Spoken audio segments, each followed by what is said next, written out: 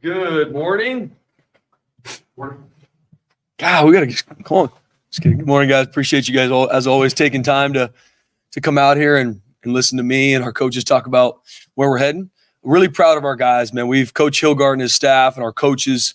We've had a really good first 2 months. I mean, and I would assume everybody around the country is probably saying the same thing, right? You always got to find ways to win January and February. But I'm proud of how our guys worked. And from on the field to in the weight room to getting into a little bit more football in the meetings and going through some stuff, I'm just proud of where we're growing, proud of where we're stepping to. And I talk to our players a lot about the climb. Like that's life, right? It's not about the end spot. It's not about the mountaintop. It's about the work you put in and the processes you create every single day. Because that's the reality about life. The second you win one challenge or win one game, what are you blessed with? The opportunity to do it again. And so I'm proud of where our guys are going. Talk with our team a lot about being built different. You guys probably see that a little bit on social media, what it is. And it's really, we're not trying to fit in any mold. Like, it is different here. It's been different here for a long time. We got to continue to push that forward. The blue collar work ethic, outworking people, the diligence we do, the toughness, the family, the love, like it is different here. And to be a player to come here, a coach to come here, a staff member, it's different. Like I said, we're not going to try and fit in any mold that people have for us. We're going to be different, and we're going to push the envelope in everything we do because I talked to our team earlier today. Everybody gets 15 practices. It's not like we're going to find our way to get 6. No, everyone's got 15. The how we do it is what's going to always separate us, and that's what goes into being built different here. So I'm excited for us to step into spring ball. Football, as you guys well know, it's all about the different seasons you're in. The second that you feel like you're done with one season, you move on to the next one. So we just obviously finished winter conditioning in that season. And excited to step into spring practice starting Monday. We got one more workout tomorrow with some meetings, and we start in spring ball practice 1 on Monday. So we'll go Monday, Wednesday, Thursday, like Pat said. Then we'll have spring break off. Then when we come back, we'll go Tuesday, Thursday, Saturday for really the 4 weeks up into the spring game. So excited where we're going, excited where we're pushing, and ready to get rocking. This is the first time I've had a chance to talk to you since Koetter came back on board. I mean, can you just tell us how that whole thing came about? Did you reach out to him? Did he show initial interest? How'd that come about? Yeah. Obviously, when a coach leaves, for me, I'm going to take slow with the process because everybody who comes in contact with our players in this program matters to me, and I will not try and go fast just because of the sake of going fast. Like, I want to find the right guy, the right fit, and that's multifaceted. Obviously, with an offensive coordinator hire, quarterback coach, there was a lot of things that I knew we needed here. Proven play caller, quarterback developer, can make and create elite connections with our players and grow them not only as football players, but as men off the field as well. And so going through the process, taking my time, talking with tons of coaches at all levels, Zoom interviews, going through the process. Coach Koetter's always been a guy that I have the utmost respect for. And even early on was talking to him about it. And he helped me walk the process as well. And he helped me even, picking his brain on different guys we interviewed and went through. And there was a lot of coaches that I picked their brain on because I always want to make sure I make the right choice for our players.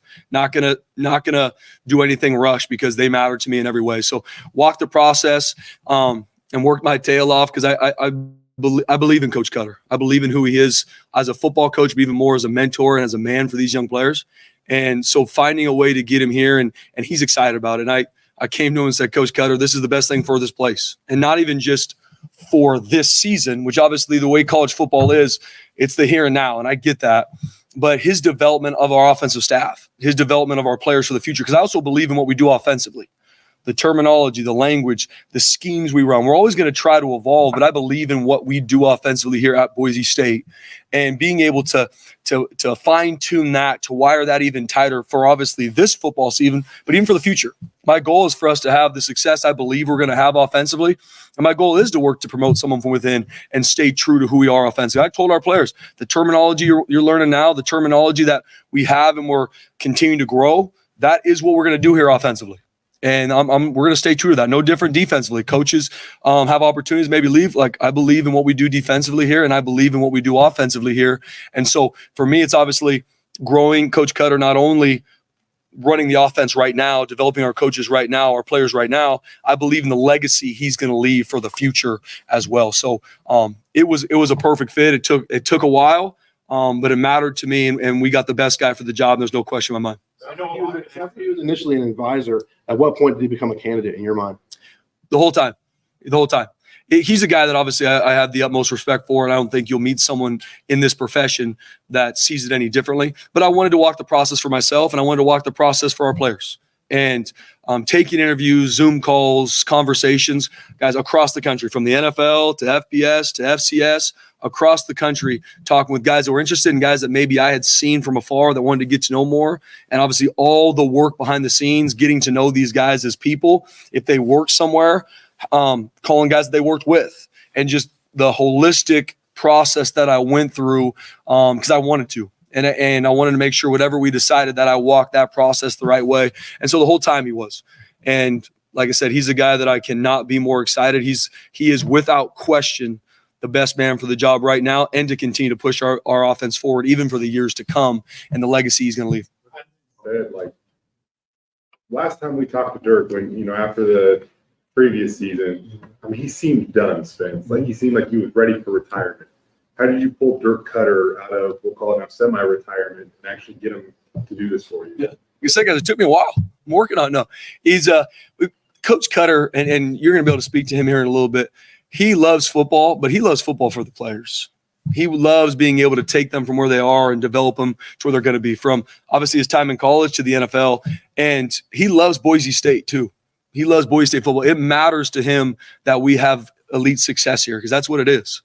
And so walking the process with him, with candidates, picking his brain, and like I said, other coaches that are advising me and helping me. At the end of the day, it's the decision I make, and I understand the decisions I make affect everybody, and they're my decisions. But I want to be able to pick a lot of people's brain and bend their ear on situations to make sure I'm not missing it. And so going through the process with Coach Koetter and walking the path for the couple weeks, whatever it was, little by little, I think he knew that this is the right fit too. He knew it was the right fit for our players, for our place, and for this time, because it's not just for the here and now. I do believe in the future. I believe in where we're going to build this to. I'm here. I can tell guys I am so passionate about the success that this place is going to have on and off the field, to push it to heights and even past. And it's going to take everybody, and it's going to take doing things differently.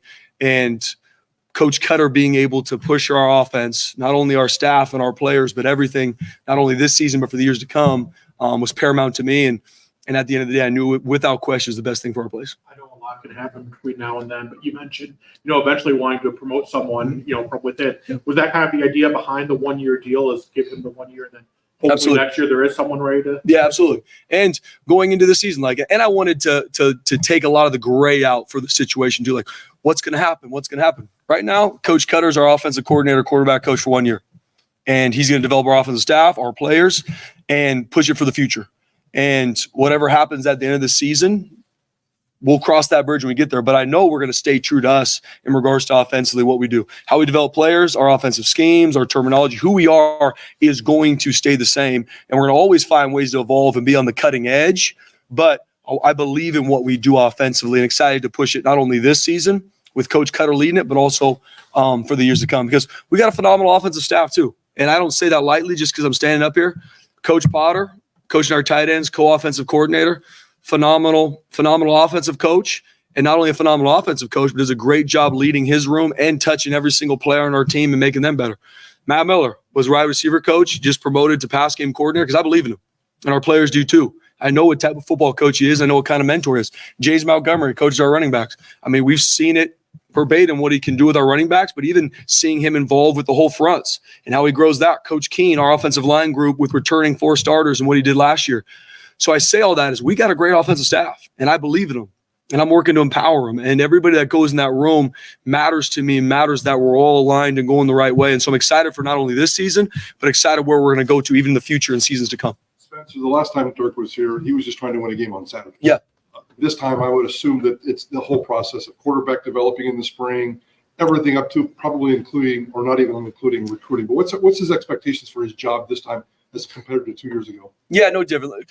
2 years ago, to your point, I mean, it was hired on Sunday, I believe it was. And it was, I think we played San Diego State that weekend. So it is being, I know even for Coach Koetter too, being able to go through the process now with an off season. So instead of going in, drinking out of a fire hose and just trying to make it work, it's building this offense from the ground up. And that's what I told him too. I was like, Coach, I want to streamline everything from our terminology to how we do run game, pass game, everything to once again, build it for the here and now. This is a sport that it's all about what have you done for me lately, and I understand that. And I'm excited about our team and the 2024 football season, but building it and wiring it even for the future. And so seeing him being able to go through spring ball, being able to go through summertime, being able to go through fall camp and wire it the way we need to be one of the most explosive offenses we've been in a long time, I know he's very excited now to have that time.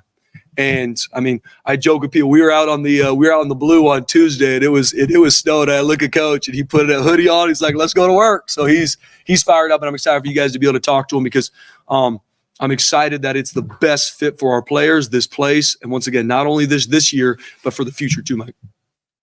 Is it weird to hire a coach for 10 months? I mean, you guys are always looking for 2 and 3 year contracts, and that's always been the tradition, but college football has changed. You said here and now. Yep. You just hired a coach for 10 months. Mm-hmm. It's kind of weird. Well, I think, Mike, I mean, the whole college landscape has changed a lot. I mean, you could hire guys for regardless of the contract that they're on, right, Mike? I mean, how many times we hired coaches on multi-year contracts and they're gone in a year, right? So that's where, for me, it's you got to focus on the day. You got to focus on the what's here, what's now this season, and then long-term approach to how that affects our players. And that's the biggest thing that I'm working to create with our players is consistency. We've had a lot of staff movement throughout the past years that I've been here. My goal is to create more consistency for our players. And so being able to streamline our schemes defensively, offensively, and special teams to where, yes, there are going to be some coaches that get really great opportunities because of the success we have. And I'm excited for them. But I also want to stay true to who we are. So our players here that are freshmen, sophomores, juniors, seniors, stay in the same rhythm, stay in the same terminology so they can continue to build that confidence and trust in it, Mike, for the future, because we are a developmental program. Like we spend our money on developing people. Like that's who we are. And so getting someone to come in here as a freshman, I don't want them to learn new schemes year in and year out because we can't develop them at the speed we need to. Bring them in or develop them in regards to fundamentally, technically, in the weight room with Coach Hilgart, and then as they grow and develop as freshmen into sophomores, that's when they become the elite players here because we're a developmental program. I mean, that's who we are, and that's who we are going to be, and it's going to be different around college football. Right now, college football has become very transactional. 1 year here, like my goal is to focus on transformation, and that's what we're going to do. Malachi Nelson, how's he kind of fitting in, and what do you want to see from him this spring? Yeah, he's done a great job fitting in with the team, and since the second, obviously a lot of media buzz with him coming here, which rightfully so. He's done a great job just being low ego, high output, and coming here not only just gelling with the offense, but we talk about crossbreeding all the time, getting with other position groups across the ball. So he's done a great job with it, working his tail off. And the biggest thing, BJ, and I tell Malachi, I'm just excited to see him compete throughout spring, and I'm going to come out and say, guys, we don't do depth charts per se in spring. I tell our team this is a seeding chart. Spring ball is used to move guys around. Maybe you're a 2, or we call it an orange one day, and then you're the one that, like, my goal is to create competition across all 22 positions throughout spring, special teams included, because competition breeds everything. And so it's nothing will be given, everything will be earned. And so anybody new to our football program has to earn it. Our guys that have been here and maybe they started for a year or 2 years, they still have to earn it. Because my goal is if they don't come every day and earn it with everything they do and how they handle meetings, how they handle practice, that guy right behind him can't wait to take his spot. That makes everybody better. That's the iron sharpens iron. And I'm not just saying that just because I'm talking to you guys. This is the exact same thing I talked to our players yesterday in our team meeting. It's the same thing I'm going to tell them tomorrow. And it's the same thing that I'm going to talk through them as we go through spring ball. As you go through spring ball, there will be seeding chart moves in regards to, because you want to see guys with a different group and how they move, but competition is going to be through the roof. Then at the end of spring ball, as a coaching staff, we're going to sit down. I'm going to meet with every single player and be clear, concise, black and white about, hey, BJ Raines, this is exactly where you're at on the depth chart. This is why. This is where you're at. This is the things you did well. These are the things you need to improve on, and give them a plan of development for the summertime and into fall camp. And so I believe in that. I believe in being clear with players and not, well, you're doing a good job, man. Keep it up. And they're like, does that mean I'm playing? Does it not? Like, I believe in being clear. I believe in having the hard conversations because you love them. And so long-winded answer to your question, BJ, but the biggest thing I want to see from Malachi is the same thing I want to see from the rest of our players is compete every single day. Don't worry about what you can't control. Don't worry about it. Don't worry about game one. Worry about practice one. Worry about the meeting prior to practice one and compete in everything you do. And as a coaching staff, we're going to be evaluating everything we do. Maddox, I know that Yeah. only a week or two you guys moved spring ball back, but that allowed him to maybe do a little. Yeah, so right now with Maddox, I mean, guys, he has been absolutely killing it in the training room, which is par for the course with who he is as an individual. So as of right now, he's not going to be able to do any team stuff for the near future, but he's going to be able to go through some indies. You guys will see him out doing some indie on Monday, and hopefully even being able to maybe get some 7-on-7 reps as we go through early in spring ball. So we're still working that process. We're not going to push anything because his health and well-being for the long term is obviously paramount to me and our staff. But excited that Maddox is going to be able to go through indie, some routes on air, and even potentially get some 7-on-7. He won't be getting any team, especially early on in spring. You mentioned the seating chart. You obviously lose a couple of good offensive linemen. So do you have any anticipation who's going to be in the front row of the seating chart on the offensive line? There's going to be a lot of moving parts with that too, Jay, because there's going to be, and you guys will see it, and I'll be up front with you. We're going to have some guys out in spring ball, the entirety of spring ball, from injuries that happened in season that we had to get surgically repaired. So it's time for other guys to step up. And who is worth the blues, which we call the blues, which is our ones going into practice one, might not be with the blues practice two. And there's going to be guys at right guard that we're going to try at center too as we go through. Not too much to where guys can't build the confidence and the techniques, but especially on the offensive line, we've got 4 returning starters. Some of those guys aren't going to be going through the entirety of spring with just injuries that came from season that we got to make sure are healed up. So I'm excited to see that competition through the roof. I know Coach Keen's going to do a phenomenal job pushing that every single day, and we're going to move those around. Do you have any kind of list of guys that are limited or out, or? We do, and we'll give it to you guys, BJ, because I'll give you guys the list of exactly who we guys. I mean, we got a decent amount of guys that won't be participating in spring, just with some stuff that happened from season that we had to get surgically repaired. So there'll be guys, and we'll be open with you guys on that. I don't have the list on me, but there's a decent amount of guys that won't be participating in spring because of surgeries. Cam Kemper's out this spring? He's out for spring. What about Chris Marshall? What do you want to see from him, and how's he fitting in? Yeah, so Chris has done a really good job since being here, just focused on what he's got to do. Football, school, and he's been able to mesh really well with the team. He's done a really good job in our workouts. Had a hamstring that got a little bit tight earlier last week, so we're making sure we're smart with some of the soft tissue stuff. But he's done a great job to this point.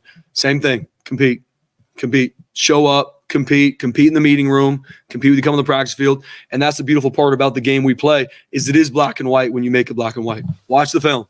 It's not because I like you more than the other guy or not. Like, compete, put it on film, and I'm excited for him to do that. I know he can't wait to get back on the football field.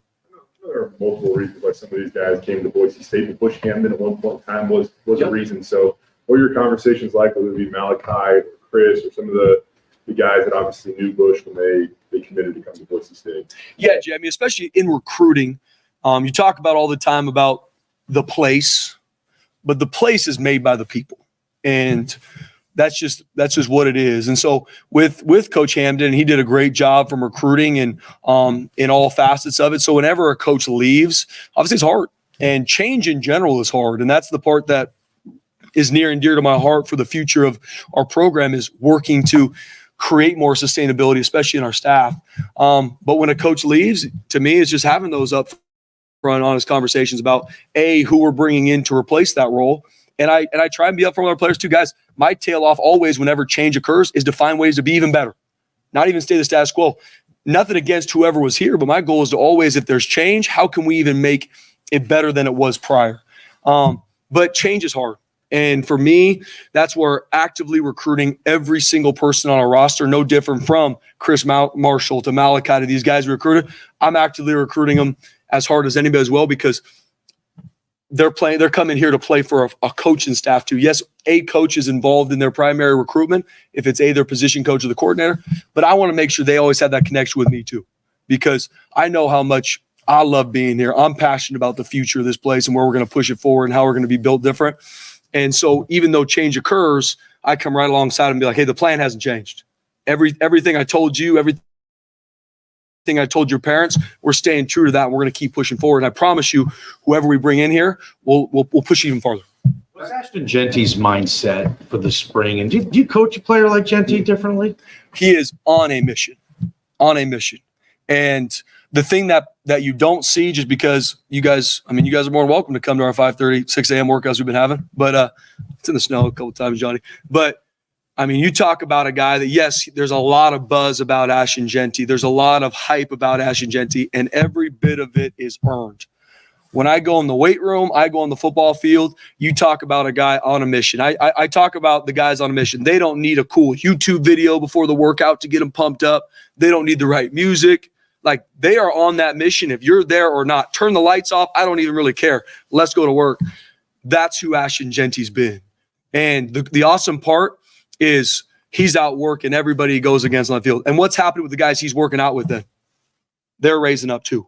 And he's bringing guys with him. And that's the part. Elite teams are player-led. Very average teams are coach-led.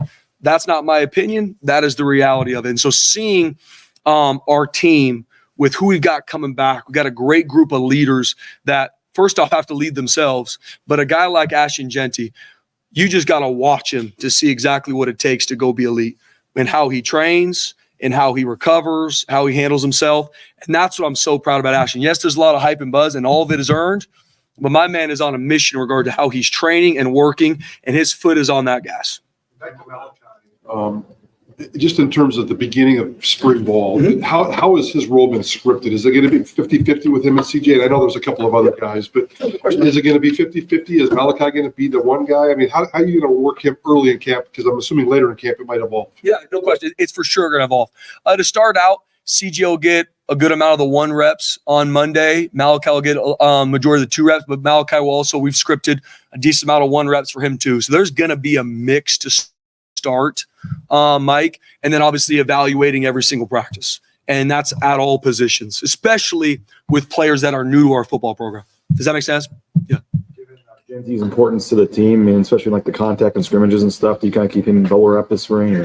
We're going to be very smart, especially with guys that because spring, obviously, you're growing fundamentally, technically, schematically, but also you want to see what some players got. And maybe they're at a certain level and you want to see them even push that standard. And I know it's maybe shocking for some, but there's some things that I know Ashton Genty's fired up to improve and get better at as he steps in that football field. We're always about development and pushing forward. But we're going to be smart with our players, especially in live situations that have played a lot of football here, that have earned a lot of what they've been given. To what extent, I'm still working through, but we're going to be very smart, especially with Ashton Genty. Is there a position battle or a position in general or an area or two that, like, you're going into spring by April 20th, you're most intrigued to find more out about or anything? Or what's your focus in terms of positions this spring? No, good question, BJ. And not to give a typical answer, but especially with some of the guys we have out through spring and guys that have to step up in certain positions. First off, I'm looking at certain players across the board. It's a long list of just guys that I'm excited to see them step up. I'm excited for them to compete at the highest level they've ever had because I'm really proud of what they've done to this point in regards to how they've trained. Now I need to go see them do it on the football field, right? I need to go see them in an 11 on 11 setting. So that's really holistic for me. Certain guys and I've had these one-on-one conversations that I've met with everyone on the team prior is where I'm excited to see them grow. And at the end of spring, when we sit down together and be like, hey, BJ, we talked about this. This is a huge need and a huge thing you need to improve on. And you did that. That's what I'm excited to really be able to look at as we go through spring, because it will be very black and white. But across the board, guys are going to be in different positions, either A, because of injuries, or 2, because we want to see how they compete and how they do it together. So I don't know if I can say there's one position group for me, BJ, that I've got circled. Obviously, as you go through spring, those will show up. Because defensively, there's a lot of things defensively that I'm going to look to see the steps that we need to grow in from the back end to the front. Offensively, receiver-wise, quarterback-wise, offensive line with guys stepping in. So I can't say that there's one position group that maybe's circled. Every single player in our team is going to be evaluated from top to bottom as we go through spring. And we're evaluating ourselves as teachers, as coaches, to make sure we're getting that done too. Ashton been handling the hype, especially with the word. Say it one more time. Who? Ashton. How's he been handling the hype, especially, with the word Heisman being thrown around? Once again, guys, every time I'm around Ashton, he is on a mission.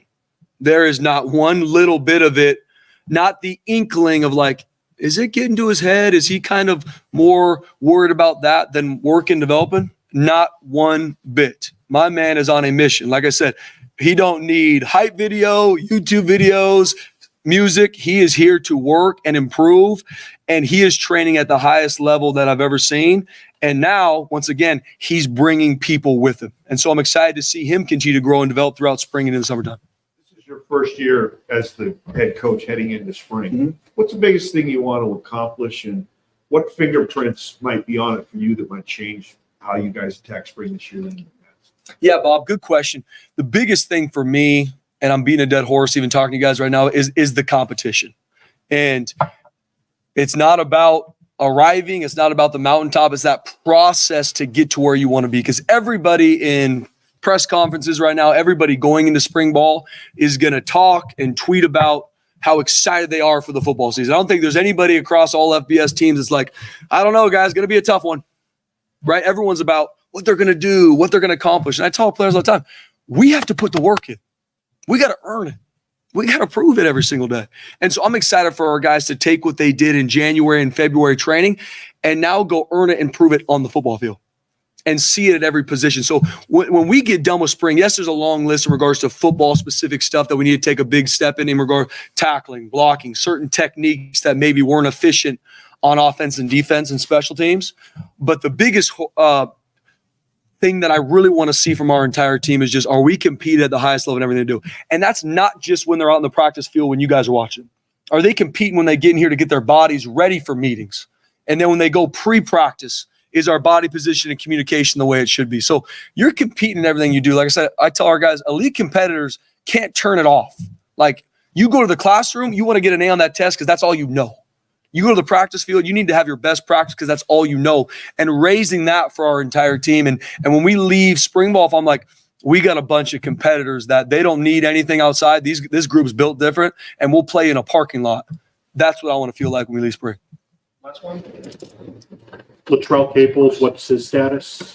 So he's gonna be going throughout spring. He's had a phenomenal January, February training cycle. There's gonna be a little bit of limited stuff just in regards to reps, but he's gonna be involved in teams, 7-on-7, all the Indy. And I am very, very excited about Latrell Caples and what he has done to this point, not only in how he got himself back healthy, ready to play, how he's gone through these workouts, but seeing him step up in a leadership role and bring guys with him and hold guys accountable to the standard we have here. So Latrell will be rolling in spring. There will be a couple times in team situations that we're going to be smart with some of his reps, but he's going to be rolling. All right. Thank you all. Appreciate you guys, man. God bless you.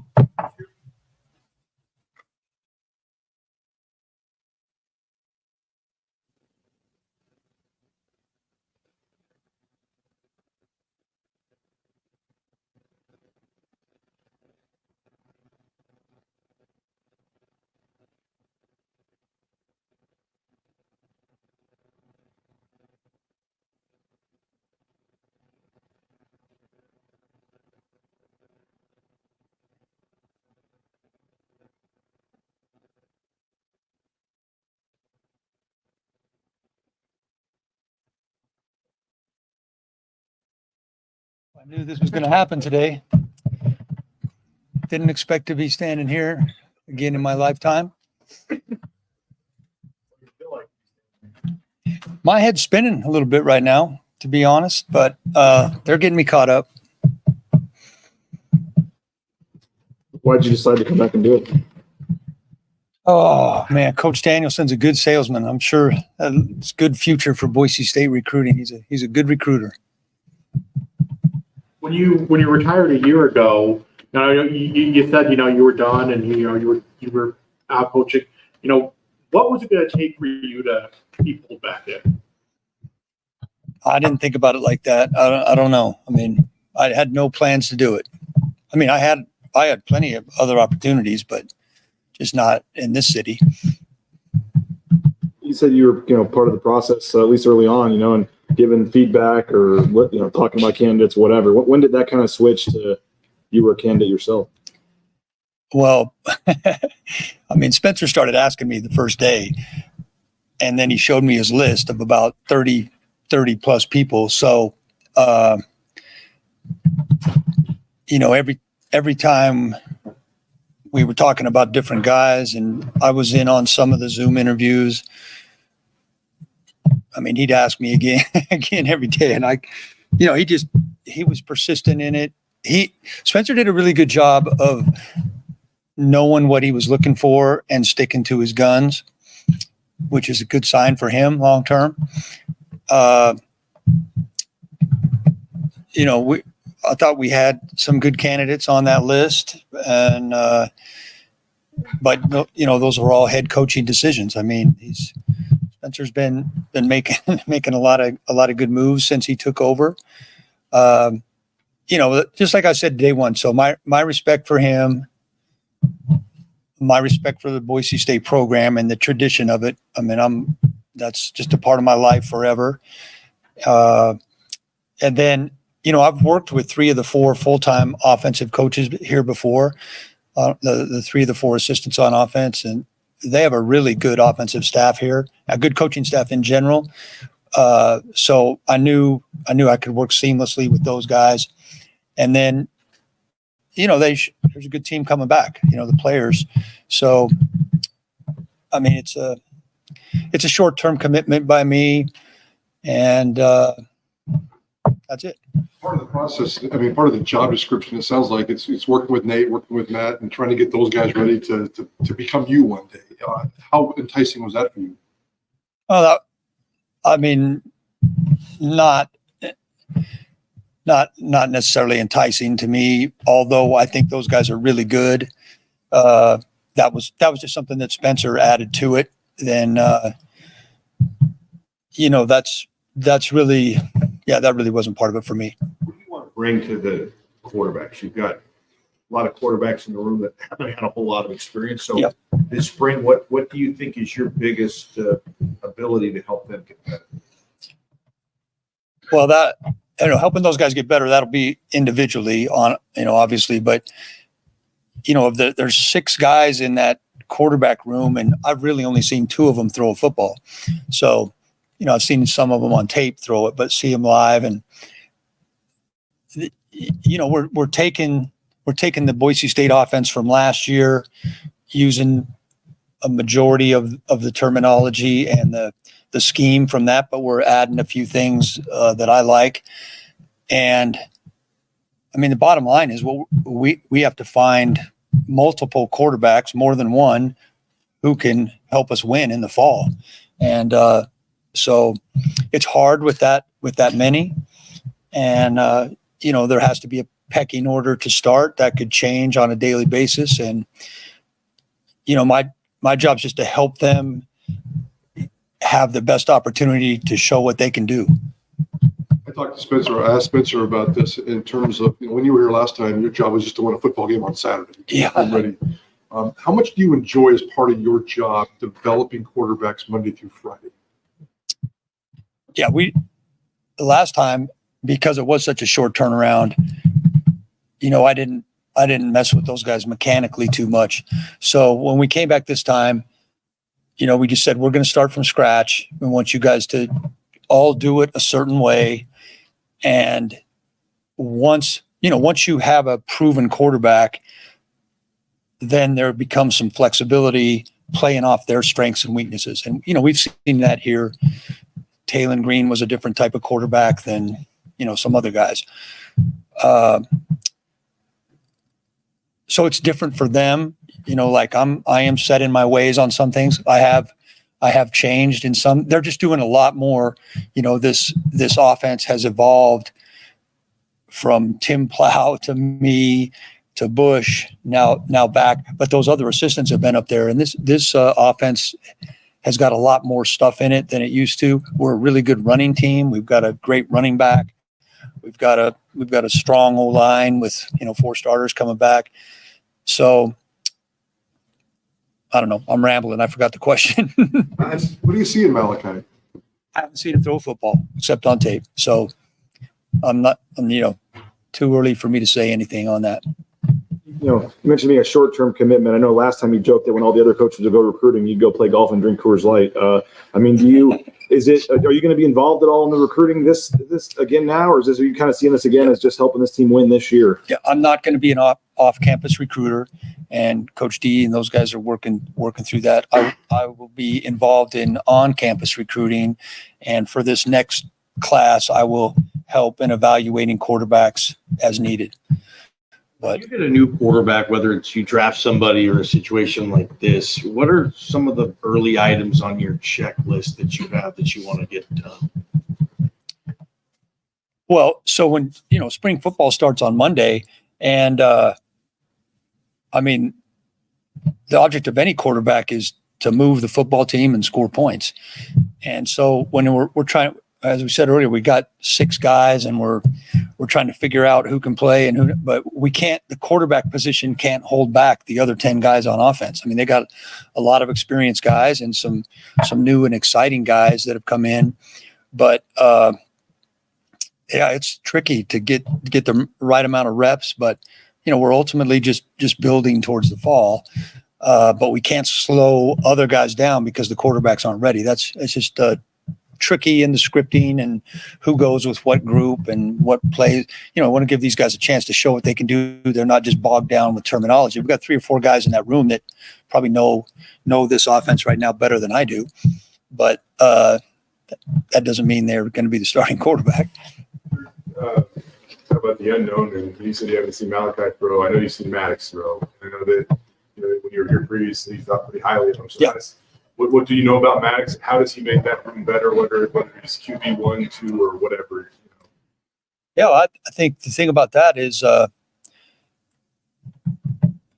Maddox showed that he could do it out there last year on the blue. I mean, Maddox has won games on the blue. He's the only quarterback here that's done that. So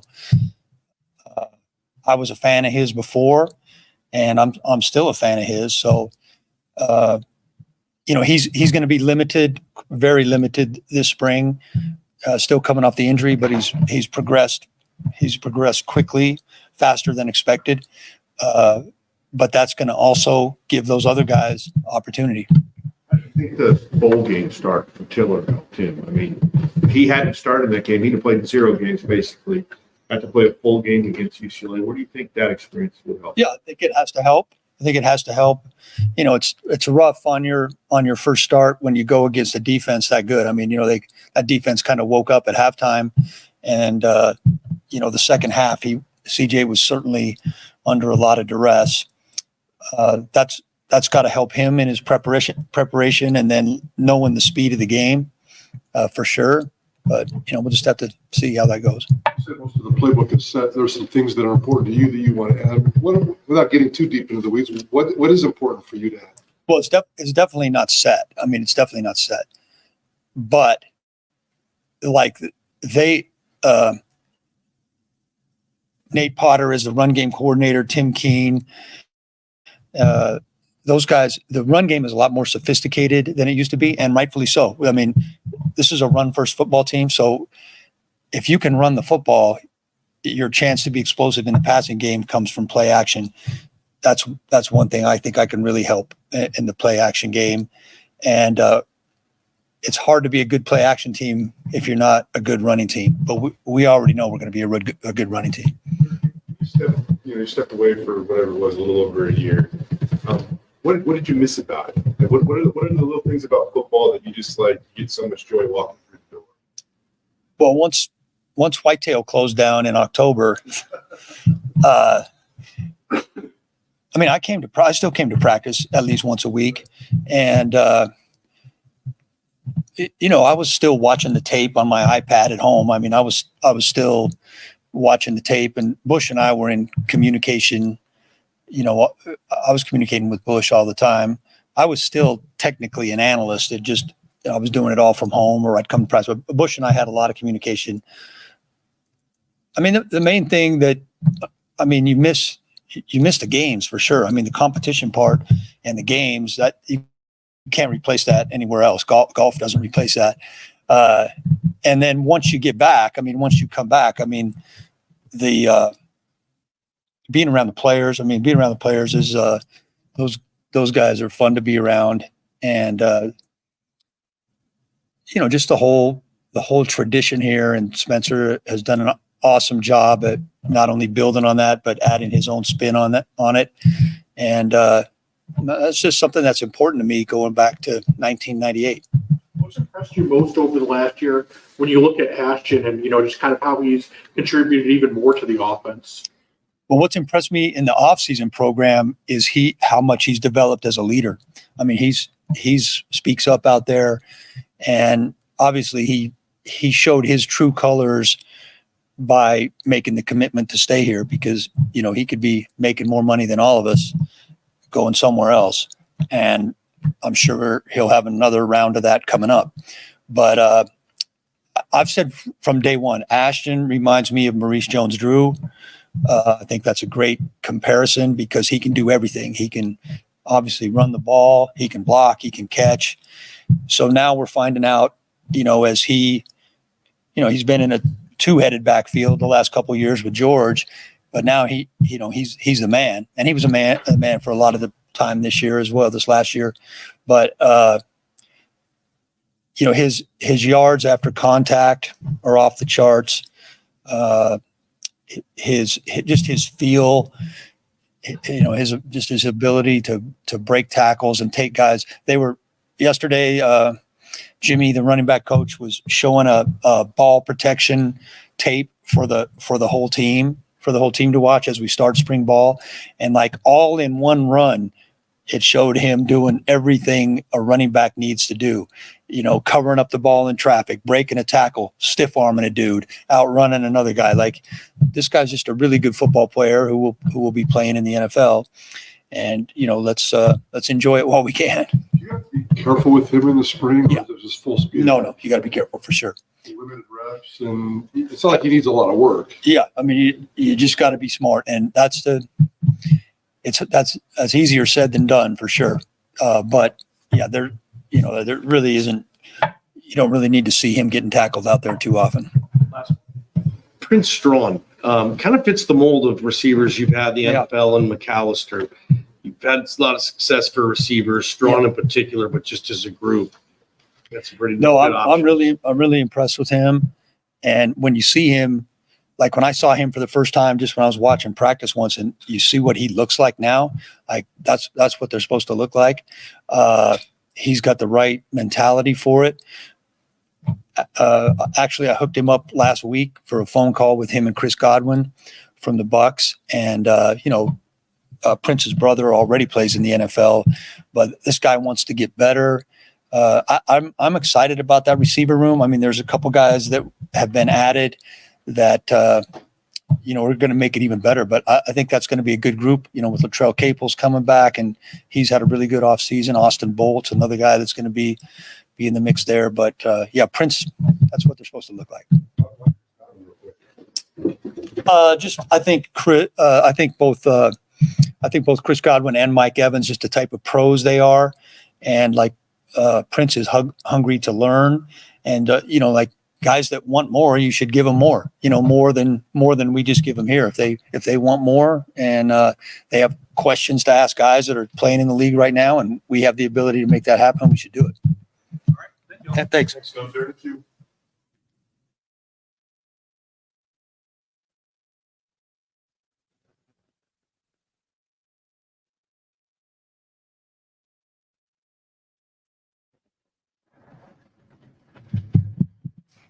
Your main objectives for spring, DC. Yeah, I think, well, main objectives in spring are, obviously get the defensive system put in. We got a lot of new guys. We got a lot of returning guys. We also got a lot of new guys. So create a sense of competition. There's a depth chart, but it's more of a seating chart. It's written in sand right now. So developing the sense of competition, get some guys playing, see where not only, it's getting the right guys on the bus, but also getting them in the right seats. There's going to be some of these new guys that have come in. We've got to find a package for them, even if they're not the full-time starter. And then it still comes down to who can get off blocks, who can tackle, and who can cover. So we got to keep progressing in the system, but keep things simple enough where we can find out who can really play football as well. What went through your head when Danielson told you he got Koetter? Oh, I thought it was awesome. Having coach around during the year, in a limited capacity, but, still being able to come to some practices and help the team the past year, getting to know him a little bit, seeing how, how much knowledge he has, how savvy he is as a coach, and then having him around through the interview process, it's pretty clear that to get a guy with his experience, to get a guy like Coach Koetter that's been here was a home run hire, and I was fired up to be able to work with him, and it's been great just to be able to script against him, with him, and those kind of things, and get some of his take on things as well. So it's been awesome. Coach, what are your plans for this defense? Any major tweaks in terms of the scheme? Are you used to looking at 3 guys across the front, an edge, a couple linebackers, a nickel, and some secondary guys? No, I think, obviously at the end of last year, we were able to be pretty multiple up front, keeping the same personnel on the field, then expanding into the dime package that was pretty successful towards the end of last season. So building on both those things, getting the guys some new things, some new coverages, some new pressures up front on passing downs, third downs, and then being able to stop the run with a few different calls, and nothing crazy, but just a few change-ups, just so the pitcher's not always the same up front, and the pitcher changes a little bit for the quarterback in the back end. You got essentially 4 safeties with Benefield for kind of 3 spots. How's that going to? Is it just going to work itself out? What's the plan there? Yeah, it's going to work itself out. I mean, that's why competition's great. And let's be honest, you need more than one guy at every position anyways. And last year at times we weren't able to rotate as much as you probably need to, especially playing some fast-paced offenses. So we're going to have to develop depth at every position so we can get some more guys in the football game. And then speaking back on the dime package, last year we were able to have 4 quote-unquote safeties in the game. One was playing nickel, one was playing dime, one was playing field safety, one was playing boundary safety. But like I said, that was a great package for us, and to be able to expand on that, I think is going to help the football team. Many years ago, guy like Kamala Correa, he had like 14.5 sacks as a sophomore. That number dipped to 5.5 his junior year because everybody this time of year was figuring out a way to, stop Nate. So as it pertains to a guy like Ahmed, who really burst onto the scene last year, how do you prepare him for something like that? Whether it be designing something to get him, one-on-one still, or just mentally preparing him for saying, maybe the production won't be quite as significant because you're getting so much friggin' attention now. Yeah, I don't know if we want to go into it and say your production's not going to be significant. No, it's a good point though. And we've got to find a way to not only progress his technique and fundamentals, but also we've got to be able to scheme up some ways to get him not necessarily a free sack, because I don't think that happens in football, but to get him a way to get a one-on-one pass rush. And maybe that's, moving him around a little bit in the front. Maybe that's, getting into some different fronts where we can make sure to get him a one-on-one. But, that's part of our job, to get him in position to be successful. And then we've got to also develop his technique and fundamentals, so when he gets in those positions, he can be successful. And, to be honest with you, once he gets to the quarterback, we told the whole group we left a lot of sacks on the table, not just Ahmed, but other guys up front. Just combined, we left a lot out there just because we didn't do a good job once we get to the quarterback, and that's on me. So that's something else we got to progress to as a defensive front. Kind of known as being a little green just because he hadn't been playing the game for that long. So what will be required of him, I guess, once you start trying to maybe move him around and ask him to do different things? Yeah, he's just going to have to, he's going to have to be in here with us, and he's going to have to study football, and he's going to have to, the playbook is the playbook, and Ahmed's a smart guy, so that won't be an issue, but it's going to have to be studying more than one offensive lineman, studying where they're going to slide the protection, those kind of things. But the good thing about Ahmed is right now, what you see out of him is his willingness to want to do those things. He understands that he's going to have to he's going to be asked to do some other things this year. And the other great thing about him right now is he's done a great job in coaching up those young guys that are in the program. So he's starting to expand his knowledge base, and he's starting to pass that on to young guys, which is usually the sign that a player is understanding things. Expectations, Andrew Simpson this spring, and just what type of player you expect him to come into be. Yeah, and just like Ahmed, right? Like people know who Andrew is now. It's not a secret. He's a good football player. He's a twitchy football player. The thing that we have to understand with these guys is what can they do and what can they do the best, and how can we get them in those positions more often. The things from Andrew, I'd like to see a little more leadership. He's becoming an older guy. He's becoming a guy that's touted on the football field, but can he help us off the field? So I'd like to see his role in the leadership department step up a little bit. And then once again, his knowledge of the system, his knowledge of football needs to be increased. It's not just line up and play anymore. It's, can you direct the traffic? Can you be the guy out there that's telling everybody what's going on? You expect Marco 100% this spring, or is he limited? I don't think he'll be 100% no this spring, but I expect him to be 100% in the season. So that's a good thing. Yeah. Yep. He'll get some work this spring. All right. Thank you. Thanks, Coach. All right. Thank you, guys. For bringing all of the support staff and just let you all get a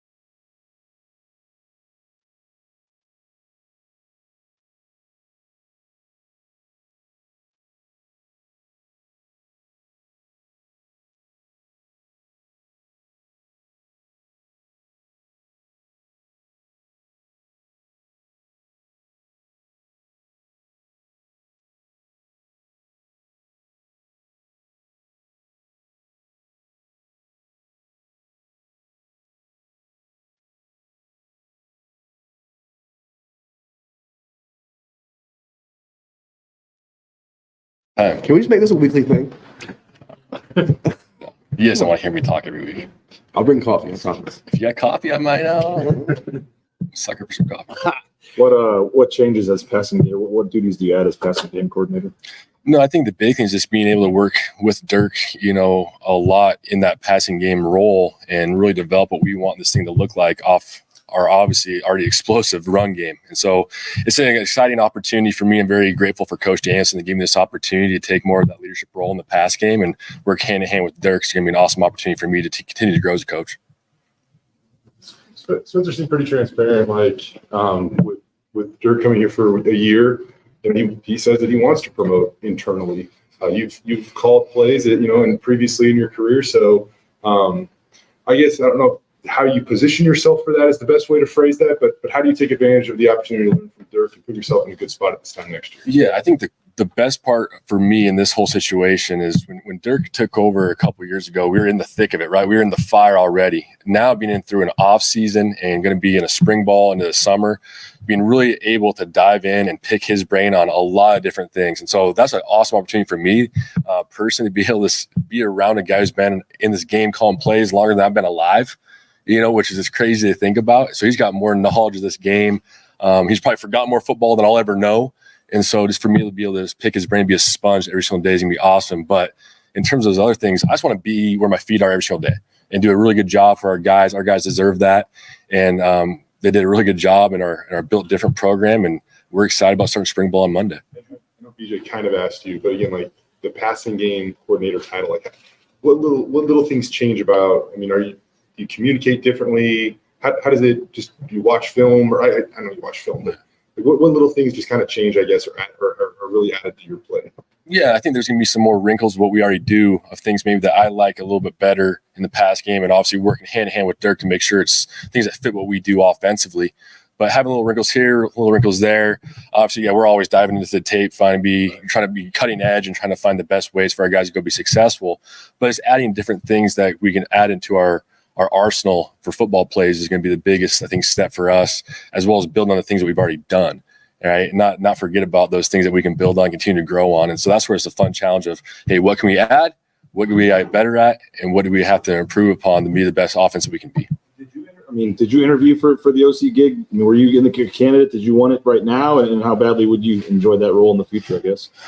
The biggest thing I want for whoever was in that role is I want the best for our guys, the best for this program, because those guys deserved it. How those guys finished this last season was admirable, to say the least. Super proud of those guys. And for whoever was in that role, I just wanted the best candidate for those guys. And I'm super excited to have, Coach Koetter being back here, because it is an awesome opportunity, not just for us as a staff, but for our players to be around a guy of that caliber every single day. I know your focus is on this season, and you seem like kind of a day-to-day guy, just get better every single day. What are your career aspirations? Oh, that's a great question. It's a lot of it's kind of built on the short term. I'd love to be able to call plays again at some point. That was something even a couple of years ago, leaving Montana State to come here. I knew I had to leave that role to come back, and that was something where I had to eat some humble pie. I didn't think I was ready to be a full-time coordinator. And even though we had success at Montana State, I still felt like I wasn't prepared, and I needed to learn more to be an offensive coordinator. And so coming here, I've learned a whole bunch. I need to still continue to learn every single day. But at some point, I do want to be in that role again, calling football plays. But I still know I got a lot to improve upon to get into those shoes again. In a long term, I'd love to be a head coach. I really would. I love this game. I love my family at home, being a part of the family here, that blended type of relationship we have with our families and the football family we have. And when it comes part of who you are, it's a lifestyle. And it's something that I really want to do for the rest of my life and do as long as I can, because of how much this game gave to me, how much this place gave to me too, in terms of Boise State. And so long-term, be a head coach, short-term, be able to call plays again. How's Chris Marshall fitting in, and what's kind of his ceiling, and what do you want to see out of him in spring? Yeah, he's doing a really good job. He's really doing a really good job in terms of just assimilating himself into this locker room, being a low ego guy and kind of seeing how the flow of our organization works. And he's done a really nice job of that. He's working really hard. He's starting to open up more in terms of his personality. And I think the more you guys are around him, you're going to see his personality shine as well. In terms of his potential, he's got all the potential in the world, and he knows that, and he also knows he's got a lot of work to do to hit that potential because he's got a long ways to go. And so, this being consistent every single day with his habits, both on the field and off the field, learning a new offense. He's a really smart football guy, and so his acceleration within this offense has been really nice to see. And I think come here in a couple of weeks, being able to actually go play football and during spring practices, he's really going to continue to grow, and the sky's the limit for him. But he's got a hunger to be really, really good. And so that's awesome. We want to coach that. He comes in every single day to work, and he wants to get better. How much was Caples missed last year? What are your expectations for him? Yeah, he's a guy that, we didn't really talk a lot about, and I think we missed Latrell a big whole lot. I mean, I can't even put a number on it. Put an emphasis on it enough of how much we missed him. Obviously, the football side of things, we missed a bunch. His productivity and things of him being on the field, is the ease of having a guy who's a little bit seasoned out there with some younger guys. I mean, those things go unnoticed. But the biggest thing goes unnoticed is his leadership. I think even for him, it was a challenge on the day-to-day basis going through last fall. I mean, he was leading in a different way. Right, he was leading from the sidelines, in the film room, in the classroom, in the weight room. But now he's able to go lead in all those same areas and on the football field. And so we missed him tremendously. And I know he's got a whole different type of mentality right now in terms of how he's attacking every single day. And he's on a mission. He's on a mission. I'm really excited to see him go cut it loose this fall. Along those lines, when you look at the wide receiver room as a whole, obviously last year you had injury issues and all other sorts of stuff. There were question marks. How nice is it to have the depth you guys have now? Yeah, that's always a good thing about, I hate to say a good thing about having injuries, right? But you have injuries last fall. You have a lot of guys who were able to get a lot of reps. And now you get some of those guys back. We enter a couple more guys into that room who are good football players. And now that whole talent of that room got elevated. That competitiveness of that room got elevated. And so all those guys who got a lot of reps last year, they banked those reps. Some of these older guys, some newer faces coming in to create that competitive environment every single day. So, it's an awesome opportunity for those guys to go compete this spring and go showcase their abilities, and being able for us as a football staff to be able to put those guys in different positions to go be successful and highlight what they do really, really well. And so I know that whole group, they're excited to go cut it loose. I know it's been a long kind of winter for those guys in terms of not actually playing football. I think that's speaking for the whole football team right now. And so Monday's going to be a lot of fun, a lot of energy, and I know they're excited to go play a little 11-on-11. With Austin Bolt, early in his career, he's moved positions. He's been hurt. Is this the best position he's ever been in an off season? Since he has been a member of the Boise State football team. Yeah, this is really his first off season that he's been able to have an off season. Right, a lot of those other off seasons, either switching a position, so you're learning everything new. Right, and then it's, hey, I'm going through an injury, and you're not going to do spring ball. You're going to have to go heal up. Now this off season, you're in year 2 of playing this position. There's no injuries, right? You're out there grinding. You got the terminology, the buzzwords of the coaching points down. Now you can really hone into the finer details of playing the position, because he knows, and we've talked about, he has a long ways to go in terms of being where he wants to be, but he also has that hunger and drive every single day to be better. And he looks really, really good right now. He looks comfortable for the first time in a long time, just because he's been in that same position, that same group for longer than, 8 months, 10 months in a row. Your thoughts on Cam real quick. I know that he's going to be limited or out this spring, but oftentimes you guys bring in a transfer, or anywhere brings in a transfer, and it's a lot of practice video. For him, he's got legit Big Ten video. Just what is he capable of, and how does he fit into your guys' offense? Yeah, I know. Obviously, the film speaks for itself. He's a guy he's tall, long, and he can run. He's got great ball skills. This spring and even this offseason for him, it's been limited, right? But he hasn't been limited in other areas. Right, he's attacking all areas of this facility, whether it's in the classroom, in the meeting room, in the weight room, and he's really honing his craft. He's a mature young man, right? And him and Latrell Caples are really close, same high school, and the same mentality Latrell's bringing every single day. Cam's matching it, and those guys feed off each other. And that feeds into the rest of that group, like we were just talking about, with that competitive spirit that's going to make us all better as a whole. And so, yeah, super excited about Cam. I know his process is going to look a little different than other guys this spring, but how he's working in other areas. I mean, he's just a professional with how he handles his business. So super excited about him. Obviously, we want him to be going as soon as we can, but also be super smart too with how we handle him. Before we wrap up, can you just touch base on, with your room, the overall just combined speed that has that potential to field this spring and this fall, and what you can do with that? Yeah, I think that speed, that was something we wanted to improve on. I think we got some tall, long guys who can run. And then we got some other bodies who, like a guy like Ben Ford comes to mind who also battles some injuries. Ben is a blazer. And so that whole, unit speed's going to be a huge part of it. And those guys have been lighting up the GPS units this offseason. And now I'm excited to see those guys translate that speed in these workouts or actually playing football. Because it's a lot different when you throw the helmet and the shoulder pads on.